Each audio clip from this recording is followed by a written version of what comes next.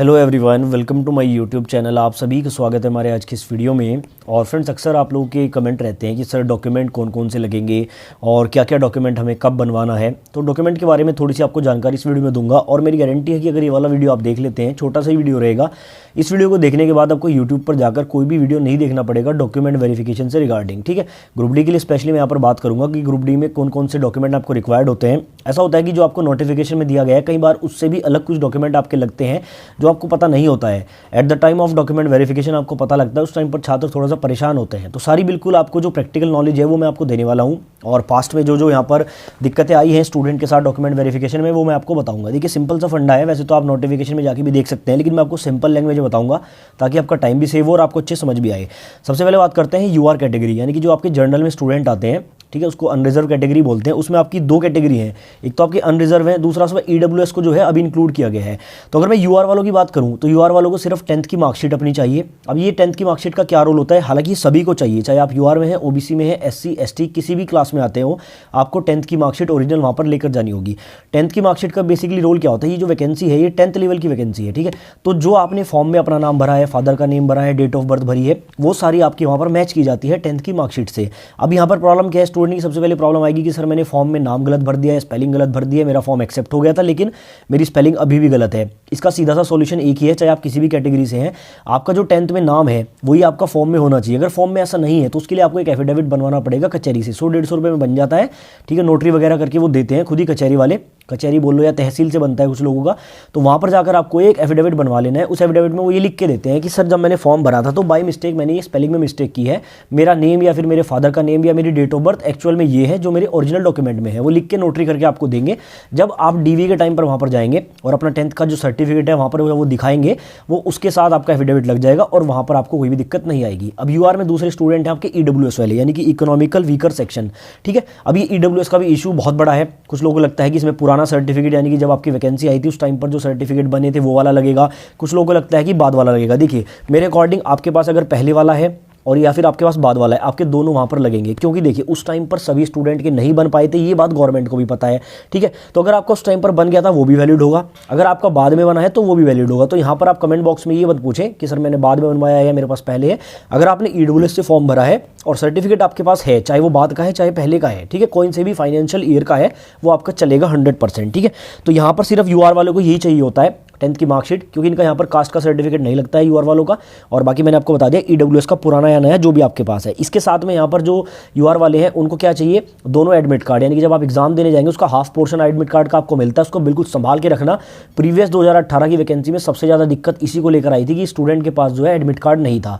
ठीक है, तो हाफ पोर्शन जो रहेगा एडमिट कार्ड का वो एग्जाम वाला वो भी, और जो पीटी वाला रहेगा वो भी, वो दोनों आपके पास होने चाहिए। फोटो आपके पास होनी चाहिए। फोटो को लेकर मैं क्लियर कर दूं, जिनके पास सेम फोटो है जो उन्होंने फॉर्म में लगाया तो बहुत अच्छी बात है, जिनके पास नहीं है उनको भी ज़्यादा दिक्कत नहीं आएगी, अलग फोटो भी चल जाएगा। ठीक है, लेकिन अगर आपके पास सेम है तो आप उसी के 30-40 फोटो बनवा के रख लें। अब कमेंट में ये मत पूछना बार बार कि सर दूसरा है तो क्या मुझे रिजेक्ट करेंगे, रिजेक्ट नहीं करेंगे। थोड़ी सी दिक्कत आती है, थोड़ा सा 1-2 बार वो आपको बोलेंगे कि सेम फोटो नहीं है, बाकी आप रिक्वेस्ट करेंगे तो वो वाला नया फोटो भी आपका वहाँ पर लग जाएगा। ठीक है, अब बात करते हैं ओबीसी वालों की।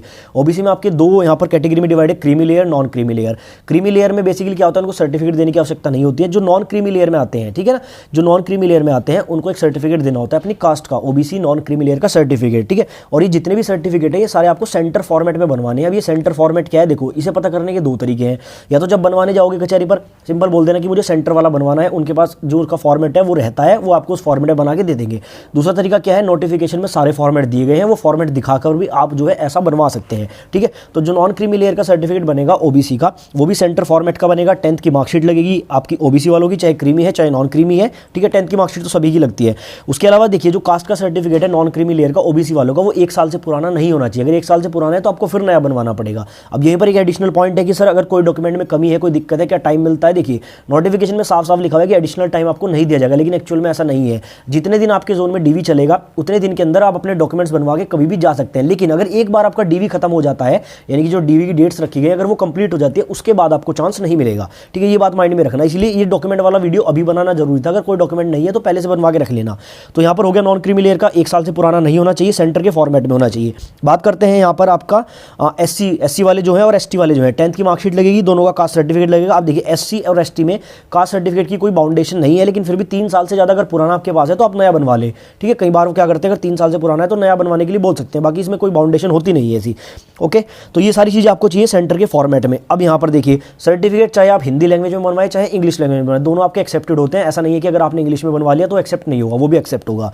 उसके बाद देखिए टाइम के बारे में मैंने आपको बता दिया, एडिशनल टाइम मिल जाता है जब तक डीवी चलता है, उस दौरान आप कभी भी जाकर अपना डीवी करा सकते हैं। उसके बाद देखिए अगर किसी ने आईटीआई किया है, ग्रेजुएशन किया है या कोई भी एडिशनल उनके पास क्वालिफिकेशन है तो वो उसके ओरिजिनल सर्टिफिकेट अपने साथ लेकर जाएंगे डीवी में। उसका फायदा क्या होता है, देखिए जब आपके पास एडिशनल सर्टिफिकेट है तो आपकी एक वहाँ पर फाइल प्रिपेयर होती है, वो फाइल आपकी लाइफ लॉन्ग चलती है। तो आपको क्या करना है, डीवी के टाइम पर जैसे आपने आईटीआई किया है तो अपने सर्टिफिकेट आप लेकर जाएं, वहाँ पर आप उसको ऐड करा सकते हैं कि सर मेरे पास 10th के अलावा एडिशनल ये वाली क्वालिफिकेशन है। आप उसमें ग्रेजुएशन भी ऐड करा सकते हैं, आईटीआई भी ऐड करा सकते हैं, बीटेक एमटेक आपने जो भी किया है उसमें ऐड करा सकते हैं। बेसिकली उसका फायदा आपको थोड़ा सा बाद में प्रमोशन में जाके मिल सकता है, तो एडिशनल सर्टिफिकेट भी आप उसमें दे सकते हैं। अब उसके बाद सुनिए यहाँ पर ईबीसी के बारे में बात करते हैं, इकोनॉमिकल बैकवर्ड क्लास। ठीक है, इकोनॉमिकल बैकवर्ड क्लास जो होते हैं जिन्होंने फीस में कंसेशन लिया होता है, ठीक है ना, सिंपल सी बात है, जिन्होंने फीस में कंसेशन लिया है उनको अपना इनकम सर्टिफिकेट वहाँ पर देना पड़ेगा।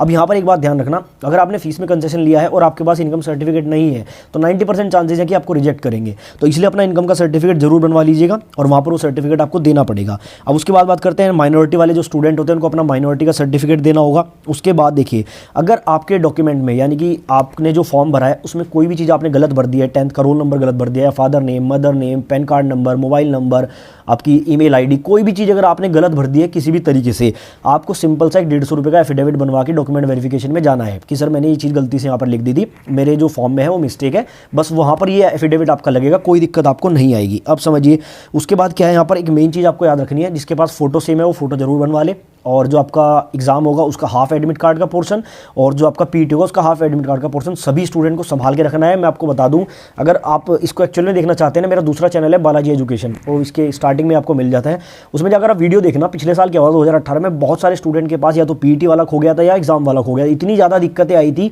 फाइनली उन्हें क्या करना पड़ा था उसके बिना, फिर बाद में जब बहुत सारे स्टूडेंट के पास था ही नहीं, फाइनली उन्हें बिना उसके स्टूडेंट को लेना पड़ा था। लेकिन वहाँ पर फिर एक्स्ट्रा टाइम लगता है, वो वेरीफाई करते हैं कि आप वही स्टूडेंट है या नहीं है, तो बहुत दिक्कतें आती है। तो मेरे भाई एडमिट कार्ड का हाफ पोर्शन बिल्कुल संभाल के रखना। अब यहाँ पर कुछ लोगों की दिक्कत है कि मेरे पास फॉर्म नहीं है, क्योंकि 3 साल हो गए फॉर्म इधर उधर डाल दिया, खो गया, तो कोई दिक्कत वाली बात नहीं है। आपके पास अगर फॉर्म नहीं है, जब एडमिट कार्ड आता है तो उस टाइम पर एक लिंक आता है, उस लिंक से क्या होता है कि आप अपना एप्लीकेशन का जो फॉर्म है उसको डाउनलोड करने का ऑप्शन आपको मिल जाता है, तो आप उसको डाउनलोड उस टाइम पर कर पाएंगे। तो यहाँ पर भी कोई दिक्कत नहीं है। अब देखिए मैंने जितने भी सवाल बनते थे डॉक्यूमेंट वेरिफिकेशन सारे ले लिए हैं। इसके अलावा अगर आपका कोई सवाल होगा, ठीक है, पहले पूरा वीडियो जिसने देखा है वही कमेंट करना। आप लोग फिर कमेंट करने लगते हैं कि सर ये जो मैंने बातें यहाँ पर बताई हैं उसके अलावा अगर आपका कोई कमेंट है तो आप कमेंट बॉक्स में लिखें, टेलीग्राम में जुड़ सकते हैं, डिस्क्रिप्शन में उसका भी लिंक दे दिया है।